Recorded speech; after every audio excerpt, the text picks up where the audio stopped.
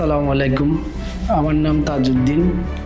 আমি দুবাইতে আসছি 6 বছর হচ্ছে বাংলাদেশ থেকে। আমি আবির সবজি মার্কেটে কাজ করি। আমি এই টিকিট গত রাতে নিয়েছিলাম। শুধুমাত্র একটা টিকিট নিয়েছিলাম। ওই টিকিটে আমার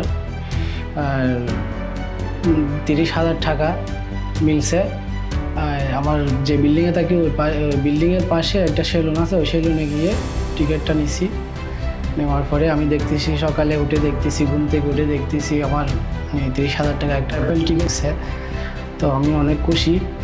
এই টাকা আমি দুবাইতে ইনশাল্লাহ আমি চেষ্টা করবো কোনো ব্যবসা বাণিজ্যের কাজে লাগিয়ে নিজেকে প্রতিষ্ঠিত করার জন্য। সবাই আমার জন্য দোয়া করবেন ইনশাল্লাহ। Thank you, you win.